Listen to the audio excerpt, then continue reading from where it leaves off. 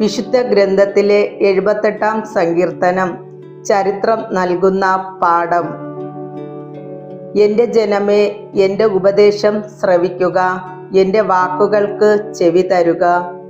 ഞാനൊരു ഉപമ പറയാം, പുരാതന ചരിത്രത്തിൻ്റെ പൊരുൾ ഞാൻ വ്യക്തമാക്കാം. നാം അത് കേൾക്കുകയും അറിയുകയും ചെയ്തിട്ടുണ്ട്.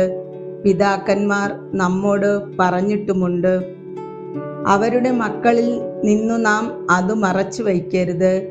കർത്താവ് പ്രവർത്തിച്ച മഹത്തായ കാര്യങ്ങളും അവിടുത്തെ ശക്തിപ്രഭാവവും അത്ഭുത കൃത്യങ്ങളും വരും തലമുറയ്ക്ക് വിവരിച്ചു കൊടുക്കണം.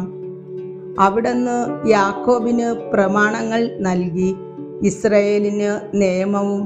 അതു മക്കളെ പഠിപ്പിക്കാൻ നമ്മുടെ പിതാക്കന്മാരോട് അവിടുന്ന് ആജ്ഞാപിച്ചു. വരാനിരിക്കുന്ന തലമുറ, ഇനിയും ജനിച്ചിട്ടില്ലാത്ത മക്കൾ അവ അറിയുകയും തങ്ങളുടെ മക്കൾക്ക് അവ പറഞ്ഞു കൊടുക്കുകയും ചെയ്യും. അവർ ദൈവത്തിൽ ആശ്രയിക്കുകയും അവിടുത്തെ പ്രവൃത്തികളെ വിസ്മരിക്കാതെ കൽപ്പനകൾ പാലിക്കുകയും ചെയ്യും. അവർ തങ്ങളുടെ പിതാക്കന്മാരെ പോലെ ദുശ്ശാഠ്യക്കാരും മത്സരബുദ്ധികളും ചഞ്ചല ഹൃദയരും ദൈവത്തോട് അവിശ്വസ്തരും ആകരുത്. വില്ലാളികളായ എഫ്രൈംകാർ യുദ്ധ ദിവസം പിന്തിരിഞ്ഞോടി. അവർ ദൈവത്തിൻ്റെ ഉടമ്പടിയെ ആദരിച്ചില്ല. അവിടുത്തെ നിയമമനുസരിച്ച് നടക്കാൻ കൂട്ടാക്കിയുമില്ല. അവർ അവിടുത്തെ പ്രവൃത്തികളും അവർ കണ്ട അത്ഭുതങ്ങളും മറന്നുകളഞ്ഞു. അവിടുന്ന് ഈജിപ്തിൽ സോവാൻ വയലിൽ അവരുടെ പിതാക്കന്മാർ കാണെ അത്ഭുതം പ്രവർത്തിച്ചു. അവർക്ക് കടന്നുപോകാൻ കടലിനെ വിഭജിച്ചു. അവിടുന്ന് ജലത്തെ കുന്നുപോലെ നിർത്തി. പകൽ സമയം അവിടുന്ന് മേഘം കൊണ്ടും രാത്രിയിൽ അഗ്നിയുടെ പ്രകാശം കൊണ്ടും അവരെ നയിച്ചു. അവിടുന്ന് മരുഭൂമിയിൽ പാറ പിളർന്നു. അവർക്ക് കുടിക്കാൻ ആഴത്തിൽ നിന്ന് സമൃദ്ധമായി ജലം നൽകി. പാറയിൽ നിന്ന് അവിടുന്ന് നീർച്ചാൽ ഒഴുക്കി, ജലം നദി പോലെ ഒഴുകി. എന്നിട്ടും അവർ അവിടത്തോട് എതിരായി കൂടുതൽ പാപം ചെയ്തു. അത്യുന്നതനോട് അവർ മരുഭൂമിയിൽ വച്ചു മത്സരിച്ചു. ഇഷ്ടമുള്ള ഭക്ഷണം ചോദിച്ച് അവർ ദൈവത്തെ പരീക്ഷിച്ചു. അവർ ദൈവത്തിനെതിരായി സംസാരിച്ചു. മരുഭൂമിയിൽ മേശയൊരുക്കാൻ ദൈവത്തിനു കഴിയുമോ? അവിടുന്ന് പാറയിൽ അടിച്ചു, ജലം പൊട്ടിയൊഴുകി, നീർച്ചാലുകൾ കവിഞ്ഞു. എന്നാൽ ജനത്തിന് അപ്പവും മാംസവും നൽകാൻ അവിടത്തേക്കു കഴിയുമോ? ഇതുകേട്ടു കർത്താവ് ക്രുദ്ധനായി. യാക്കോബിന്റെ നേരെ അഗ്നി ജ്വലിച്ചു, ഇസ്രായേലിന്റെ നേരെ കോപമുയർന്നു. എന്തെന്നാൽ അവർ ദൈവത്തിൽ വിശ്വസിക്കുകയും അവിടുത്തെ രക്ഷാകര ശക്തിയിൽ ആശ്രയിക്കുകയും ചെയ്തില്ല. എങ്കിലും അവിടുന്ന് ആകാശത്തോട് ആജ്ഞാപിച്ചു, വാനിടത്തിന്റെ വാതിലുകൾ തുറന്നു. അവർക്ക് ഭക്ഷിക്കാൻ അവിടുന്ന് മന്ന വർഷിച്ചു, സ്വർഗീയ ധാന്യം അവർക്ക് നൽകി. മനുഷ്യൻ ദൈവദൂതന്മാരുടെ അപ്പം ഭക്ഷിച്ചു. അവിടുന്ന് ഭക്ഷണം സമൃദ്ധമായി അയച്ചു. അവിടുന്ന് ആകാശത്തിൻ കിഴക്കൻ കാറ്റടിപ്പിച്ചു. അവിടുത്തെ ശക്തിയാൽ അവിടുന്ന് തെക്കൻ കാറ്റിനെ തുറന്നുവിട്ടു. അവിടുന്ന് അവരുടെ മേൽ പൊടി പോലെ മാംസത്തെയും കടൽ തീരത്തെ മണൽത്തരി പോലെ പക്ഷികളെയും വർഷിച്ചു. അവിടുന്ന് അവരുടെ പാളയങ്ങളുടെ നടുവിലും പാർപ്പിടങ്ങൾക്ക് ചുറ്റും അവയെ പൊഴിച്ചു. അവർ ഭക്ഷിച്ചു സംതൃപ്തരായി. അവർ കൊതിച്ചത് അവിടുന്ന് അവർക്ക് നൽകി. എന്നാൽ അവരുടെ കൊതിക്കു മതിവരും മുൻപ് തന്നെ, ഭക്ഷണം വായിലിരിക്കുമ്പോൾ തന്നെ, ദൈവത്തിൻ്റെ കോപം അവർക്കെതിരെ ഉയർന്നു. അവിടുന്ന് അവരിൽ ഏറ്റവും ശക്തരായവരെ വധിച്ചു, ഇസ്രായേലിലെ യോദ്ധാക്കളെ സംഹരിച്ചു. എന്നിട്ടും അവർ വീണ്ടും പാപം ചെയ്തു. അവിടുന്ന് ചെയ്ത അത്ഭുതങ്ങൾ കണ്ടിട്ടും അവർ വിശ്വസിച്ചില്ല. അതിനാൽ അവിടുന്ന് അവരുടെ നാളുകളെ ഒരു നിശ്വാസം പോലെ അവസാനിപ്പിച്ചു. അവരുടെ സംവത്സരങ്ങൾ ഭീതിയിൽ ആണ്ടുപോയി. അവിടുന്ന് അവരെ വധിച്ചപ്പോൾ അവർ അവിടത്തെ തേടി അവർ അനുതപിച്ചു, ദൈവത്തിങ്കലേക്ക് തീവ്രതയോടെ തിരിഞ്ഞു. ദൈവമാണ് തങ്ങളുടെ അത്ഭുതശിലയെന്നും അത്യുന്നതനായ ദൈവമാണ് തങ്ങളെ വീണ്ടെടുക്കുന്നവനെന്നും അവർ അനുസ്മരിച്ചു. എങ്കിലും അവരുടെ സ്തുതി കപടമായിരുന്നു. അവരുടെ നാവിൽ നിന്ന് വന്നത് നുണയായിരുന്നു. അവരുടെ ഹൃദയം അവിടത്തോട് ചേർന്ന് നിന്നില്ല. അവിടുത്തെ ഉടമ്പടിയോട് വിശ്വസ്തത പുലർത്തിയില്ല. എങ്കിലും കാരുണ്യവാനായ അവിടുന്ന് അവരുടെ അകൃത്യങ്ങൾ ക്ഷമിച്ചു, അവരെ നശിപ്പിച്ചില്ല. പലപ്പോഴും അവിടുന്ന് കോപമടക്കി തൻ്റെ ക്രോധം ആളിക്കത്താൻ അനുവദിച്ചില്ല.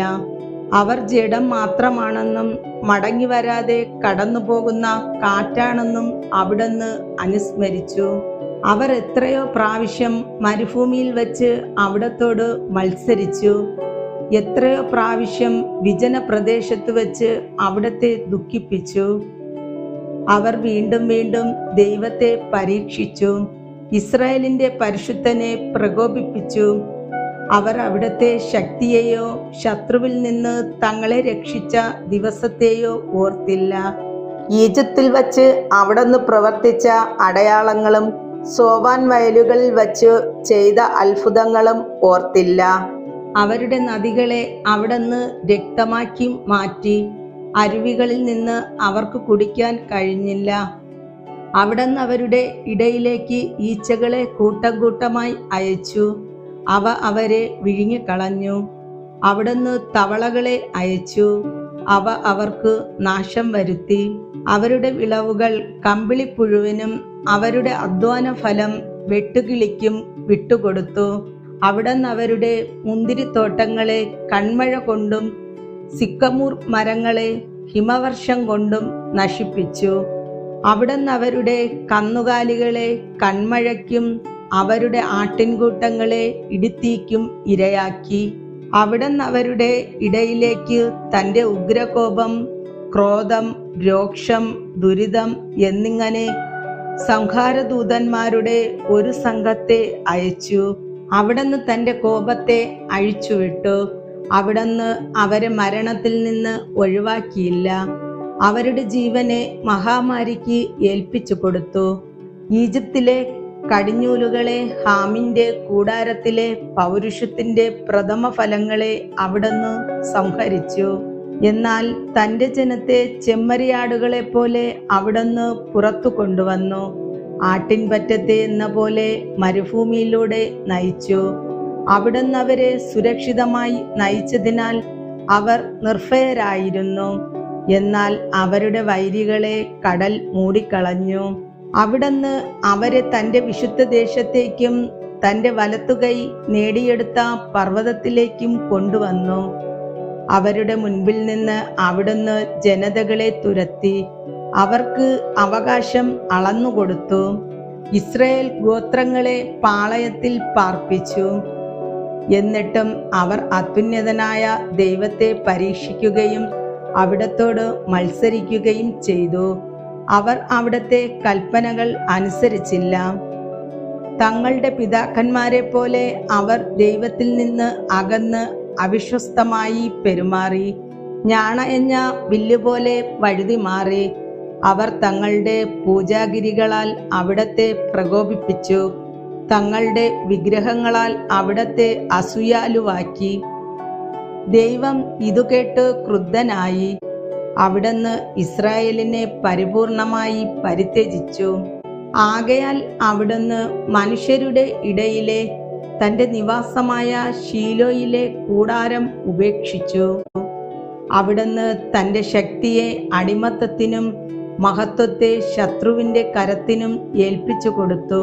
അവിടുന്ന് തൻ്റെ ജനത്തെ വാളിനു വിട്ടുകൊടുത്തു. തൻ്റെ അവകാശത്തിന്മേൽ ക്രോധം ചൊരിഞ്ഞു. അവരുടെ പുരോഹിതന്മാർ വാളിനിരയായി. അവരുടെ വിധവകൾ വിലാപം ആചരിച്ചില്ല. വീഞ്ഞു കുടിച്ച് അലറുന്ന മല്ലനെ പോലെ ഉറക്കത്തിൽ നിന്നെന്ന പോലെ കർത്താവ് എഴുന്നേറ്റു. അവിടുന്ന് തൻ്റെ ശത്രുക്കളെ തുരത്തി. അവർക്ക് ശാശ്വതമായ അവമതി വരുത്തി. അവിടുന്ന് ജോസഫിന്റെ കൂടാരം ഉപേക്ഷിച്ചു. എഫ്രായിമിന്റെ ഗോത്രത്തെ തിരഞ്ഞെടുത്തില്ല. എന്നാൽ അവിടുന്ന് യൂദാ ഗോത്രത്തെയും താൻ സ്നേഹിക്കുന്ന സിയോൻ മലയെയും തിരഞ്ഞെടുത്തു. ഉന്നതമായ ആകാശത്തെപ്പോലെയും എന്നേക്കുമായി സ്ഥാപിച്ചിരിക്കുന്ന ഭൂമിയെപ്പോലെയും അവിടുന്ന് തൻ്റെ ആലയം നിർമ്മിച്ചു. അവിടുന്ന് തൻ്റെ ദാസനായ ദാവീദിനെ തിരഞ്ഞെടുത്തു. അവനെ ആടുകളുടെ ഇടയിൽ നിന്ന് വിളിച്ചു.